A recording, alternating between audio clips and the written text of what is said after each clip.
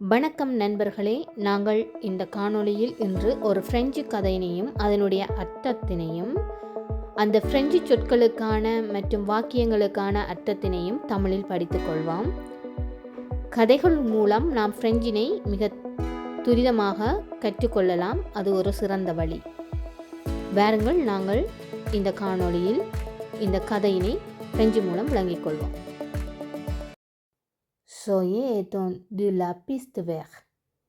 On ne la voit presque pas. Tous ses vêtements sont blancs.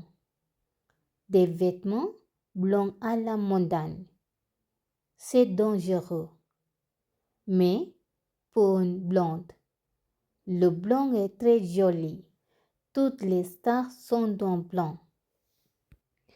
Cette année, à Milan, à New York, à Paris.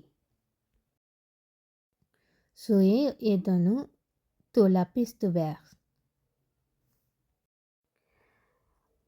இதனுடைய தமிழ் அர்த்தம் என்னவென்றால், சோயே உயரத்தில், லா pissed வேர் அதாவது ski விளையாட்டு விளையாடுபவர்கள் பச்சை நிற பாதையில் அந்த ஸ்கீயினை பழகுவார்கள், அதாவது பனிச்சறுக்கள் அதை பழகுவார்கள். அந்த பாதையில் பழகுவதற்கு அவள் உயரத்தில் இருக்கிறாள் என்று அதனுடைய பொருள். அடுத்து ஒன்று லவ்வா பிரஸ்குபா. இதனுடைய அர்த்தம் என்னவெனில், அவளை எம்மால் தெளிவாக பார்க்க முடியவில்லை, அருகாமையில் பார்க்க முடியவில்லை. காரணம், அவள் உயரத்தில் பனிச்சறுக்கள் செய்யும் உயரத்தில் இருக்கின்றபடியால் அவளால் தெளிவாக பார்க்க முடியவில்லை. Tous ses vêtements sont blancs. இதனுடைய அர்த்தம் என்னவென்றால், ஆடைகள் முழுவதும் வெள்ளை நிறமாக உள்ளது. Des vêtements blancs à la montagne, c'est dangereux. அதாவது ஆடைகள் வெள்ளை நிறத்தில் இருக்கின்ற ஆடைகள் மலையில் இருக்கின்ற பொழுது, அதாவது பனிச்சறுக்கள் செய்கின்ற இடம் வெள்ளையாக இருக்கும். அந்த இடத்தில் இருக்கின்ற ஆடைகள் வெள்ளையாக இருக்கின்றது. இது ஆபத்தானது. C'est dangereux. Mais pour une blonde, le blanc est très joli. அதாவது இங்கு une blondeன்றது பொன்னிறமான தலைமுடி. இங்கு பிரெஞ்சு மொழிக்காரருக்கு கூடுதலாக அநேகமாக பொன்னிறமான தலைமுடிகள் இருக்கும். அவர்களுக்கு இந்த வெள்ளை நிற ஆடை மிகவும் அழகாக இருக்கிறது என்று சொல்லி இதனுடைய அர்த்தம். Toutes les stars sont en blanc cette année.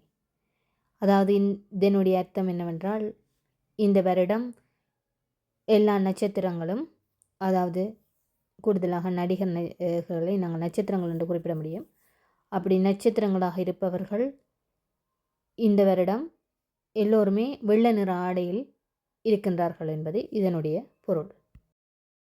ஆ மிலான், ஆ நியூயார்க், ஆ பாரி.